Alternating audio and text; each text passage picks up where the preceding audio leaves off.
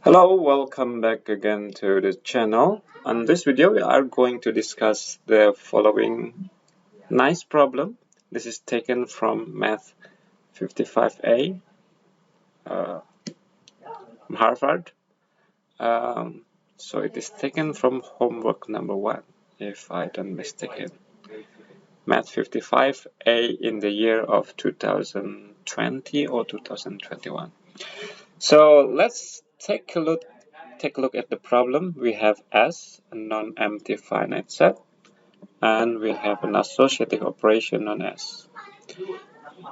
For any x and y in S, there exists z and z prime, such that if we multiply z to the right of x, we have y, and if we multiply z prime to the left of x, we have y as well. And we would like to show that S equipped with the star operation is a group.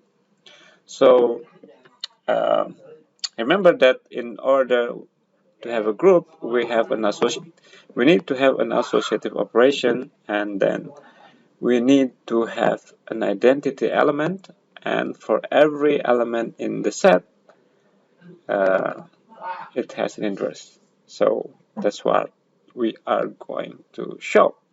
But before we do that, so please give it a try. This problem, it is very good problem. So you will learn a lot when you attempt this problem. So please pause the video now and give it a try.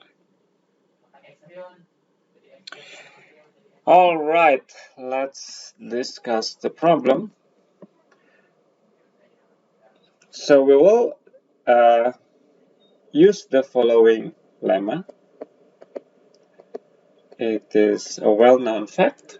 If you don't know yet, then it is very instructional to prove this lemma. So the lemma says that let F be a map from S to itself where the cardinality of S is finite. So S is a finite set. Then F 1 to 1 or injective if and only if F is onto. Okay, so if you don't know this yet, please try to prove it. Okay, so how we are going to use this? So for any given x, for every x in S, from the given fact, okay, maybe before we are considering that, so let us define two maps. The left multiplication by x, which is a map from S to itself. What this map does is that whenever we have an element of S, then we multiply this S with X from the left, X star S. And we also have right multiplication. Given any small s in S, we multiply this small s by X to the right of it. Okay, so this statement tells us that the left multiplication map is surjective. And also, for this one, this fact is equivalent to the fact that the right multiplication, the Rx map, is surjective. So we know that Lx and Rx are surjective for every x. And according to the lemma, if it is onto or if it is surjective, then these two maps is also injective. So we have for every x in S, L sub x and R sub x is injective. Okay, so now let's take one particular x in S. Okay, by surjectivity of Lx, we know that there is u such that x star u is equal to x. So we would like to promote this U as an identity element. So before we prove it is an identity element for everybody, we need to prove first that it is an identity element for X, which means that we would like to have U star X is equal to X as well. Okay, so now we take a look at the following. X star U star X. Okay, if we multiply these two first, then we have X star X. Okay, now notice that this two thing is exactly what this left hand side can be think of as the output of the right multiplication map, where the input is X star U, and this one is like that. Okay, since Rx is, I'm sorry, I need to do the left multiplication. Yeah, I would like to do left multiplication. So, right?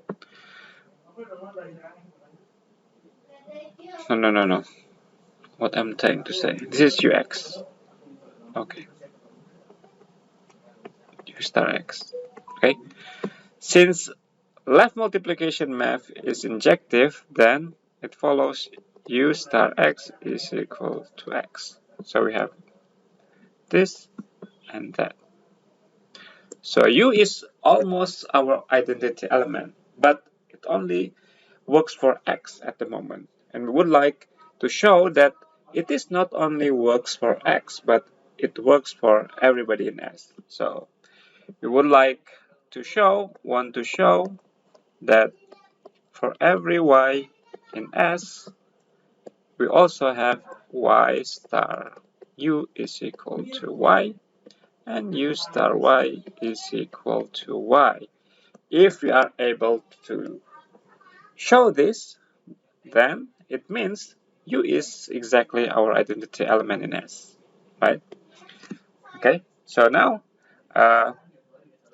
take any Y in S, okay? Now according to the information given from the problem, there are S and T such that S star X equal to Y and X star T is equal to Y. Okay. Now, if we compute Y star U, remember that at the moment, what we know is these two things. So we only know the property of U if we multiply it with X to the left or to the right. So in order to be able to do that, we need to rewrite Y into something that contains X. Right? So this is Y star U is equal to S star X star U. Since the operation is associative, so we can multiply this 2 first, but X star U is X. So this is S star X, which is equal to Y. So then we prove half of the statement that we would like to prove. And the other way around is basically similar. So U star, now write this Y into X star T. This U star X is equal to X, but X star T is equal to Y. So we are able to show these two statements. Oh, where is this going? Why is it disappeared? I don't know. Oh, okay. All right. So now we have, therefore, there is an identity element U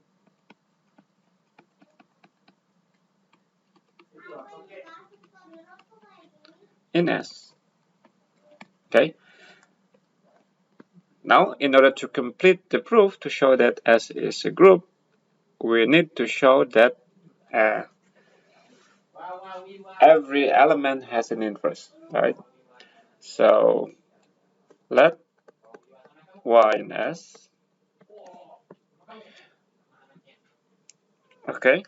Now, since the left multiplication by Y and right multiplication by Y is injective, which is also surjective, then we know there are what we call them B and C, such that Y times B is equal to U and C times Y is equal to U, right? Okay, so then this B or C is a candidate for the inverse of Y. We would like to show that any element in S has an inverse. So this B is basically the right inverse of Y, and C is the right inverse of Y. We would like to show that B is equal to C. Okay. Okay. Remember that.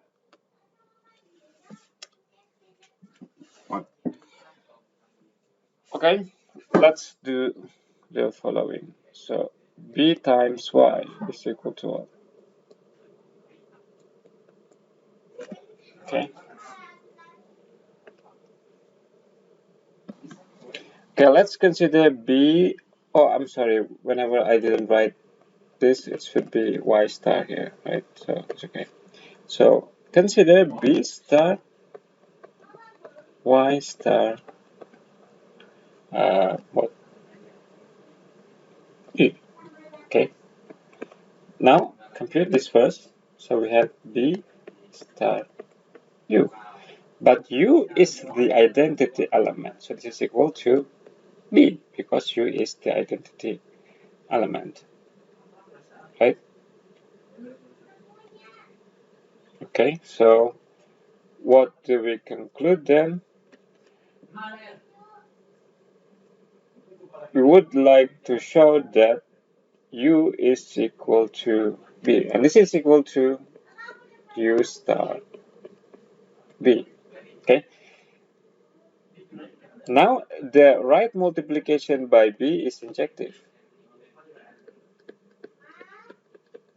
Okay. So this guy is like we multiply this guy to the right by B, and for this guy we multiply to the right of U by B. So from this we conclude that B star U is equal to U, right? Because the right multiplication by B is injective, right? So therefore we have this and that, which indicates that B is exactly the inverse of Y. So we just shown that every element in S has an inverse. So then we have a group now.